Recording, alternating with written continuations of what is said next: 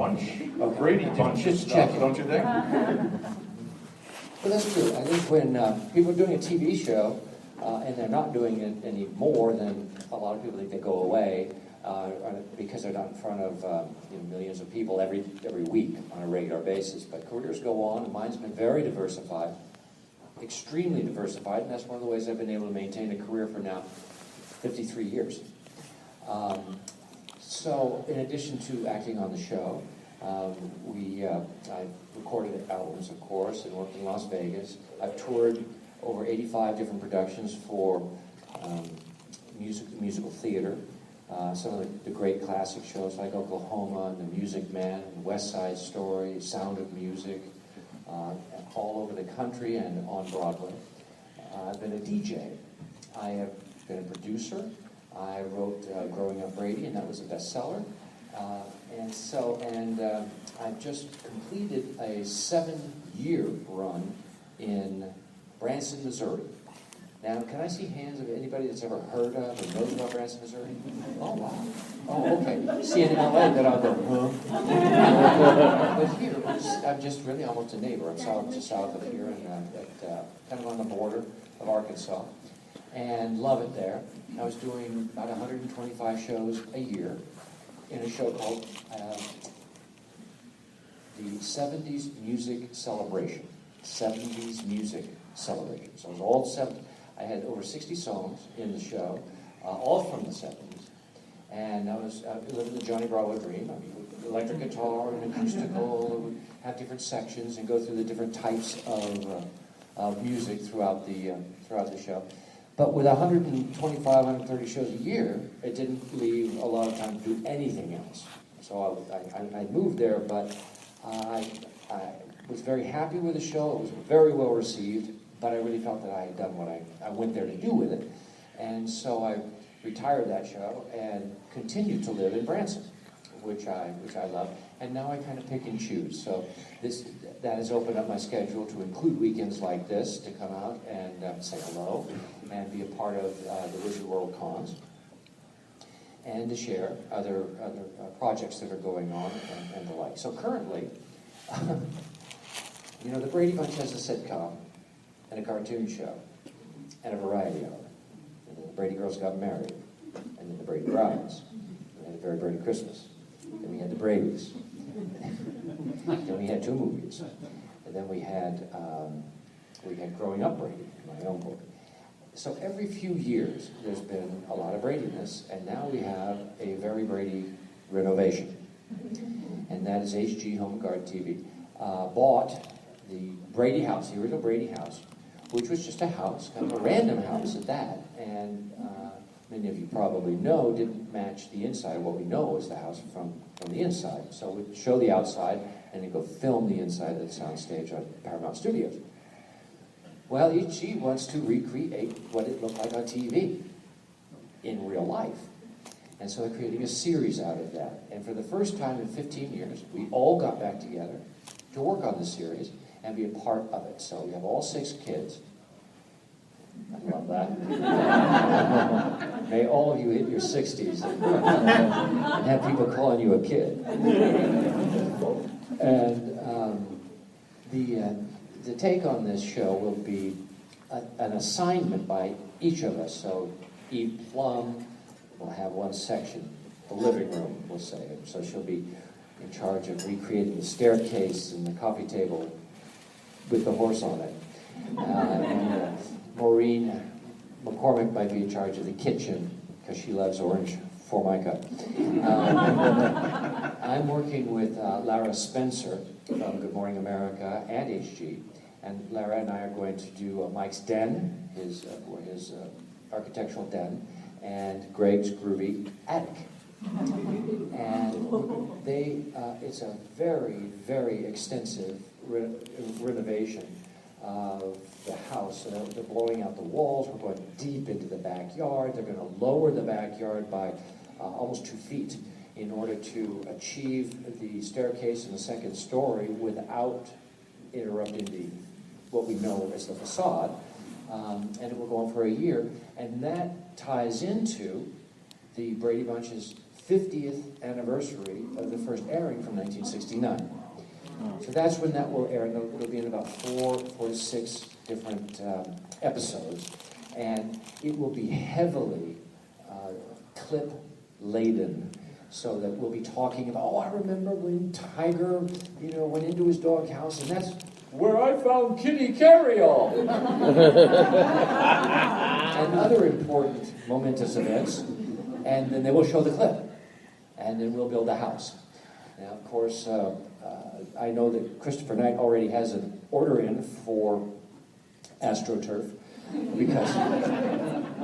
but we may actually use grass there. So it's an exciting project that I'll keep bouncing back and forth from Los Angeles and my home in Branson to do this year. After I finished doing the 70s music celebration, I created my own little band, a trio, called Barry Williams and the Traveleers. And I named it the Traveleers because we travel to you. I don't work much in Branson itself proper. There are over 100 different shows there. I go out and do all manner of events. It's a very intimate kind of evening with an electric guitar player. I play acoustic guitar. My wife is part of it. She plays Polynesian percussion, which I love. A bunch of instruments I can't even name, but they all make noise and they're fun and they're great and they keep time. And she's also a professional singer. So all manner of things. Sometimes, even when I will come to a con, they'll hire us to come as a band. So we'll play and sign autographs, take pictures, and then in the evening we'll have a separate little get down and do some, I wouldn't say rock and roll, but classic 70s kinds of music, songs that you can sing along with. It's not kind of songs that people like myself grew up with or are still in rotation today in classic music, sometimes called oldies, but goodies. It's an interactive kind of show, and I use screens with pictures from the Brady Bunch and from other things that I've done that we've set to music and the like. So that's been a lot of fun. And I'm very excited too, and I'll give you a chance later to look at, because I asked them, I have flyers for this, and I want to pass these out for you. I've created a cruise that has never been done before called Classic TV Stars Cruise. Classic TV Stars Cruise. And the title tells you a lot about what this cruise is going to be about, but let me just kind of set the picture for you, the vision. It's Celebrity Cruise Lines, big 2,800 passenger cruise ship out of Fort Lauderdale, 6 days into the Western Caribbean. So we're from Fort Lauderdale to Grand Cayman. We will go from Grand Cayman to Costa Maya, from Costa Maya to Cozumel, and then back to Fort Lauderdale. And I have put together a dozen classic TV stars, people that we all know, people that we grew up with, people that we've only really had a chance to know on television, and 800 passengers that booked this. Thank you so much. This is what I was talking about now. I got enough for everyone that would like one. And so a group of a dozen classic TV stars that you've only been able to know on television, or briefly in situations like this where we sign an autograph, where we take a picture. This you'll be hanging out, you'll be touring with, you'll be cruising with, you will be eating. We have wine tasting, all manner of activities, shore excursions. For instance, Dawn Wells has just joined the cruise. So when we get to Grand Cayman, we're going to do a Gilligan's Island treasure hunt. Whoa. At the end of which, buried, or some lucky person who follows the clues, will find a tiki idol from the Brady Bunch episode. Take my money, Barry Williams. There's no cottage hog hunting. Daddy's going on a cruise with Barry Williams.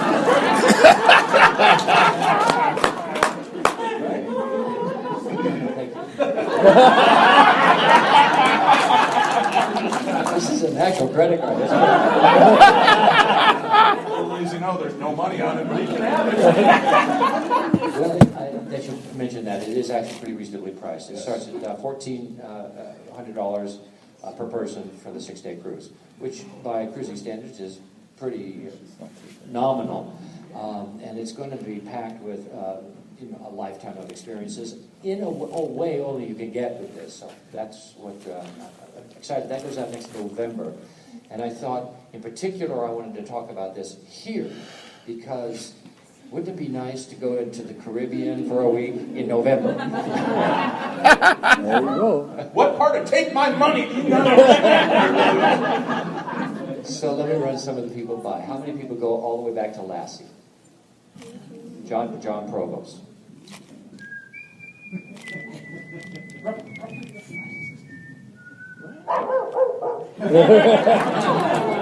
Wow. You're not just a dad. You could be I'm a man with mental issues. So take my money, Barry Williams. Kathy Garver from Family Affair. Mary Ellen from The Waltons. Judy Norton. John Schneider, Dukes. We have Greg Evigan from BJ and the Bear. A guy that I grew up with as a child actor, Butch Patrick. Butch Patrick from Eddie Munster. We have, who else is going? Willie Ames. Willie Ames will be with us. I don't even have to guess anymore because they're all old. Jimmy Walker is coming, also my friend of mine. And so when we do shows and do things, everyone will get to express their talent. Now, my band, I was talking about Travelers, we're going to be the host band. So, like, when everybody gets there, by the pool, we'll set up and then we'll do the sail away for about 45 minutes. Tell people what to expect and what's going on. Everybody gets to know each other by the pool with the sun going down and off into the ocean. Then we'll have a variety show on the last night where all the celebrities will lend whatever their particular and unique talents are. So in Jimmy's case, it will be comedy. John Schneider is scheduling a concert to do. Greg Evigan is also a singer, so he'll probably be singing. Kathy Garver is going to volunteer to do a little cooking segment. So things like that. And so you'll have a chance to get to know him, and of course we'll have panels like this. You won't need to come to mine, because we will have already covered that.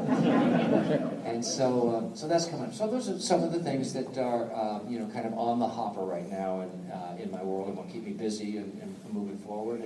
And when I'm not doing all that, I'm enjoying Table Rock Lake, which is this enormous lake in southern Missouri, where I live. I live overlooked that.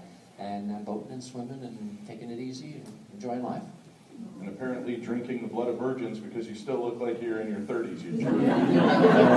I just hit 51 and I look older than Greg Brady. Damn it! It's interesting you mentioned that. My hair has probably been gray for 15 years or 20 years. And I kept, it's hard to make that transition for some people, right, man? Maybe. And then when I finished doing my show in Branson, I thought, wait, I don't really have to do that anymore. And so I just let it grow out, and here we are. And I'm a lot happier. And but it changes. But after 50 years, there are going to be some changes. This, however, I've had for 40 of them. It still fits. So I'm fine. Again, I was curious. The Brady Bunch, man, that was my wheelhouse. I grew up watching that, loving that. You had in Wrench and all the different iterations. Why do you feel the first incarnation, with as popular as the Bradys have always remained, why do you feel that one was really kind of the template, and no other version after that could grab audiences the same way? Why do you think that was? I think that speaks to the genius of Sherwood Schwartz and what he was creating. There are a number of elements that are really subtle about the Brady Bunch that I think made the real connection with people and it caused it to be multi-generational and appreciated, that you might not know if you didn't really understand him and what he was trying to do, because unlike most family shows, or many family shows where you have caricatures of kids, the smart one, the egocentric one, the athlete, the whatever it is, the one who's into some strange kind of hobby. Why do you look at me? Paranormal boy? Because I know you have a few. So what he wanted to do was create a show about kids that were real kids. Indeed, they used our personalities quite a bit, the writers did, for stories. And